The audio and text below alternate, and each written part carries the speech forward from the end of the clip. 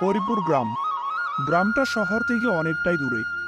এই গ্রামে ঘটে যায় এক ভয়ানক ঘটনা, যা এখনো সেই গ্রামের মানুষ ভুলতে পারেনি।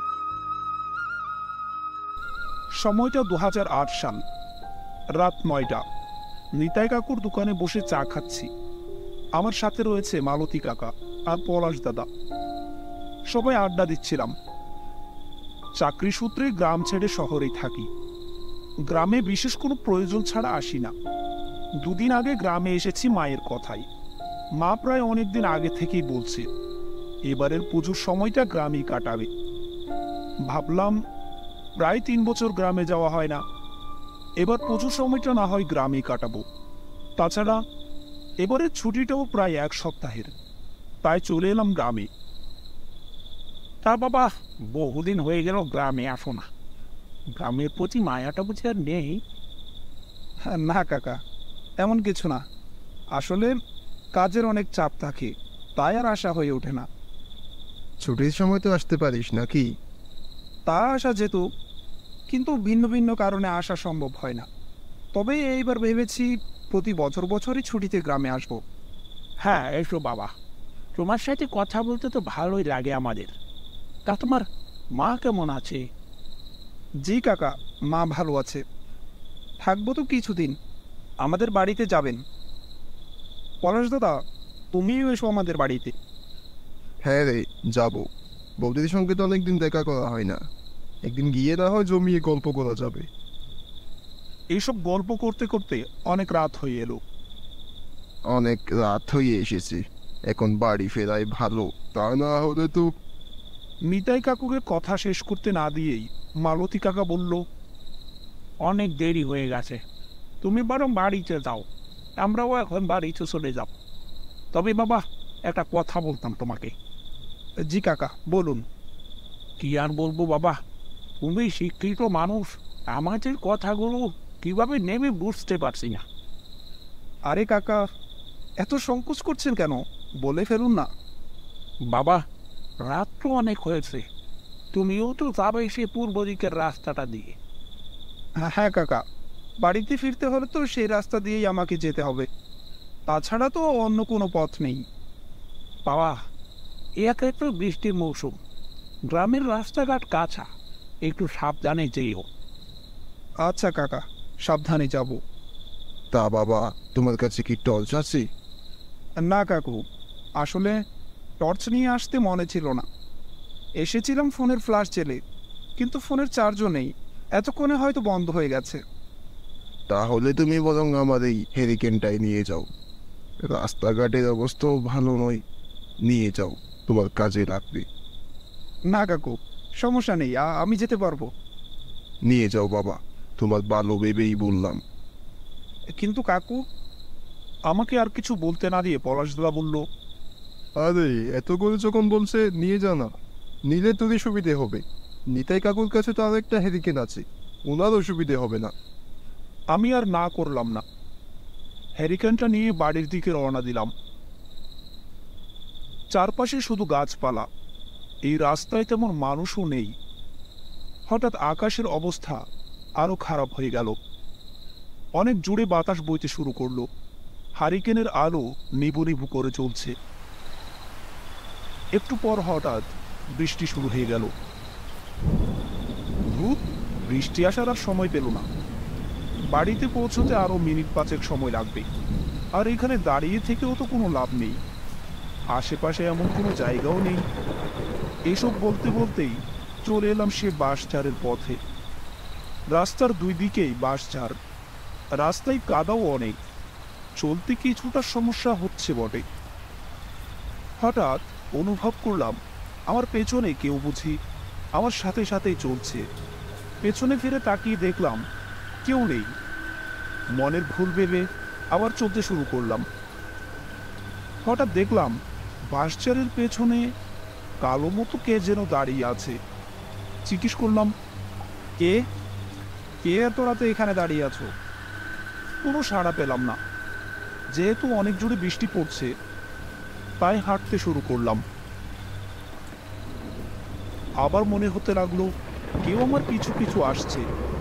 আমি আবার পেছনে ফিরে তাকালাম, কিন্তু এবারও কাউকে দেখতে পেলাম না। হঠাৎ খেয়াল করলাম কাদার মাঝে আমার পায়ের ছাপের পাশাপাশি আরও একটা পায়ের ছাপ। তবে আশ্চর্যের বিষয়, সেই পায়ের ছাপ উল্টো দিকে। কিছুটা ভয় হতে শুরু করলো। যদিও আমি ভূত প্রেতে বিশ্বাস করি না, তবুও একটা অজানা ভয় কাজ করতে লাগলো আমার মনে। আমি আবারও হাঁটতে শুরু করলাম। হঠাৎ ভাবলাম, আরে অন্য কারো পায়ের ছাপও তো হতে পারে। দিনেও তো অনেক বৃষ্টি হয়েছিল, তখন হয়তো এই পথ দিয়ে কেউ গিয়েছে, তাই তো তার পায়ের ছাপ থেকে গেছে। আমিও না কি ভাবি, ভূত বলতে কিছু হয় নাকি? আবার নিজের বুকা বুকা ভাবনাগুলোর জন্য হাসছিলাম।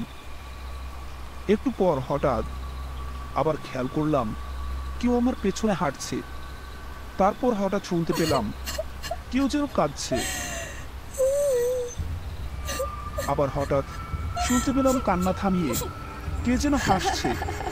আবার হাসি থামিয়ে ফিস ফিস করে কি যেন বলছে।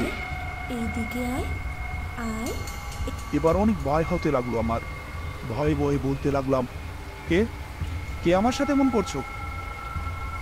দেখো, আর একটু ভয় পাই না, সাহস থাকলে সামনে এসো। পেছনে ফিরে তাকাতেই আমি দেখতে পেলাম এক ভয়ঙ্কর প্রেতাত্মাকে। তার হাত উল্টো দিকে, পা উল্টো দিকে, গলা থেকে টপ টপ করে পড়ছে রক্ত। তবে সে রক্ত কালো বর্ণের, চোখ দুটো পুরোটাই কালো। সে আমাকে ডাকছে। আমি আর এক মুহূর্ত সেখানে দাঁড়ালাম না। এক ছোটে বাড়ির দিকে দৌড়তে লাগলাম। পেছনে ফিরে আর তাকাইনি। তবে সেই পিশাচ তার দুটো হাত আমার দিকে বাড়াতেই তার হাত দুটো লম্বা হয়ে আমার দিকে এগিয়ে এলো। আমি প্রাণপণে ছুটে চললাম। প্রায় আমার কাছে এসে আমার ঘাড়ে অনেক জোরে আঘাত করলো। নখের আঁচড়ের ফলে ঘাড় থেকে রক্ত বেরিয়ে এলো। আমি পড়ে গেলাম মাটিতে। এদিকে আমি বাসায় না ফেরাই আমার দাদু আর জেঠু আমাকে খুঁজতে বেরিয়েছেন। তাদেরকে আমি দূর থেকে দেখতে পাচ্ছিলাম, কিন্তু আমার শরীরে আর কোনো শক্তি নেই। চোখটা ঝাপসা হয়ে এলো মুহূর্তেই। একসময় জ্ঞান হারিয়ে ফেললাম। যখন জ্ঞান ফিরে পেলাম তখন দেখলাম আমি আমার বাড়িতে বিছানায় শুয়ে আছি। আমার পাশে সবাই বসে কান্না করছে। আমি উঠে বসতে যেতেই ঘাড়ে অনেক ব্যথা অনুভব করলাম। সবাই আমার জ্ঞান ফিরে আসায় অনেক খুশি হয়েছে। আরে মা, আমি ঠিক আছি, কেঁদো না তুমি, কিচ্ছু হয়নি আমার। তুই এত রাত পর্যন্ত কেন বাইরে ছিলি? আমিও জানতাম না। তোর মায়ের কাছে যখন শুনলাম তুই এখনো বাড়ি ফিরিসনি, তখনই তোকে খুঁজতে বেরিয়ে পড়লাম আমি আর বাবা। কি হয়েছিল তোর সাথে?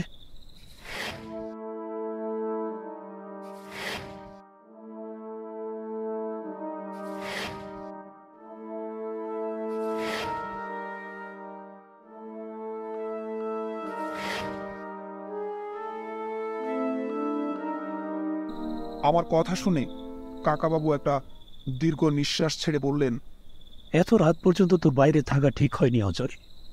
কিন্তু কাকু, আমি এর আগেও তো অনেকবার এই রাস্তা দিয়ে বাড়ি ফিরেছি, কখনো তো এমন কিছুই দেখিনি। কাকাবাবু তখন আমাকে সব ঘটনা খুলে বলেন। আসলে অজয়, তুই তো অনেক দিন থেকে গ্রামে থাকিস না, তাই সেসব ঘটনা তুই জানিস না। আমি আগেই তোকে বলতাম, কিন্তু বলেও বা কি হতো? তুই তো ভূত প্রেতে বিশ্বাস করিস না। প্রায় 1.5 বছর আগে এই গ্রামে এক তান্ত্রিক আসে।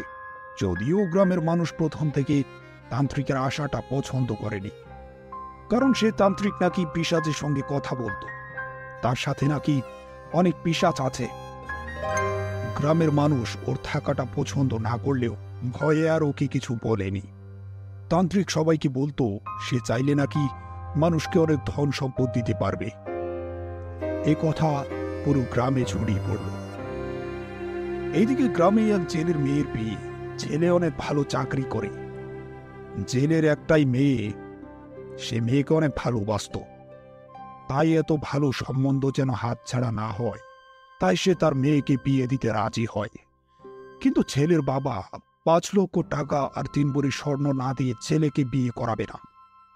কিন্তু জেলের এত সামর্থ্য ছিল না। কি করবে কিছুই ভেবে না পেয়ে সে তান্ত্রিকের কাছে গেল। তান্ত্রিক সব জেনে তাকে বলল সে তার সমস্যা ঠিক করে দিতে পারবে, তবে এজন্য তাকে কিছু কাজ করতে হবে। লাল বর্ণের কিছু একটা তার হাতে দিয়ে জেলেকে বলল তার মেয়ে যেন এই জিনিসটা গভীর রাতে পান করে। তবে হ্যাঁ, মনে রাখতে হবে যখন ও ওটা খাবে তখন আশেপাশে যেন কেউ না থাকে। বিভিন্ন ধরনের আওয়াজ ভেসে আসবে, তার মেয়ে যেন তার উত্তর না দিয়ে সবটুকু পান করে নেয়। তবেই পরের দিন সব ঠিক হয়ে যাবে। জেনে তান্ত্রিকের কথা মতো সব বুঝিয়ে দিল তার মেয়েকে। তবে তান্ত্রিকের কাছে রাতে সে আবার গেল। তান্ত্রিককে বলিয়ে দিলে সে কি সুখে শান্তিতে থাকতে পারবে কিনা। কিন্তু তান্ত্রিকের আস্তানায় যাওয়ার পর দূরে দাঁড়িয়ে সে শুনতে পেল তান্ত্রিক তার মেয়েকে ব্যবহার করেছে অমরত্ব লাভ করার জন্য। যদি কোনো বিবাহযোগ্য মেয়েকে পিশাচের উদ্দেশ্যে মেরে ফেলতে পারে তবে সে অমরত্ব লাভ করবে। এটা শোনা মাত্র সে বাড়ির দিকে ছুটতে শুরু করে। সে সময় গভীর রাত ছিল, তাই জেলের মেয়ে বাবার কথা মতো সে পানি পান করার সময় জেলে এসে এক টানি গ্লাস মাটিতে ছুঁড়ে ফেলে দেয়। কিন্তু দুর্ভাগ্যবশত মেয়েটা কিছুটা পানি পান করে ফেলেছিল। যে মেয়েকে মেরে ফেলতে চেয়েছিল, যেহেতু সে তা পান করেনি, তাই পিশাচ রেগে গিয়ে সে তান্ত্রিককে ভয়ঙ্করভাবে মেরে সেই বাঁশঝাড়ে পুঁতে দেয়। তারপর থেকেই সেই বাঁশঝাড় অভিশপ্ত। সেই পিশাচ আজও সে বাঁশঝাড়ে ঘুরে বেড়ায়। গভীর রাতে মাঝে মধ্যেই অনেকেই তাকে দেখতে পায়। আর সেই মেয়েটা যেহেতু কিছুটা তরল পান করেছিল, তাই কিছুদিনের মধ্যে সেই মেয়েটাও মারা যায়। তার আত্মাও আজও সে বাঁশঝাড়ে ঘুরে বেড়ায়। মাঝে মাঝে নাকি সেই মেয়ের কান্নার আওয়াজ শুনতে পাওয়া যায়। এই সমস্ত কথা শোনার পর আমার গায়ের লোম দাঁড়িয়ে গেল। কতটা ভয়ঙ্কর ঘটনা! তাহলে আমি যে কান্নার আওয়াজ শুনেছিলাম সেটা সেই মেয়েটারই ছিল। তারপর কিছুদিন গ্রামে থাকলাম। পুজো শেষ হতেই ফিরে এলাম শহরে। এখনো প্রায় মাঝে মাঝেই গ্রামে যাই ছুটির দিনগুলোতে, কিন্তু আর রাতে বাহিরে যাই না। আজও আমি সেই রাতের ঘটনা ভুলতে পারিনি।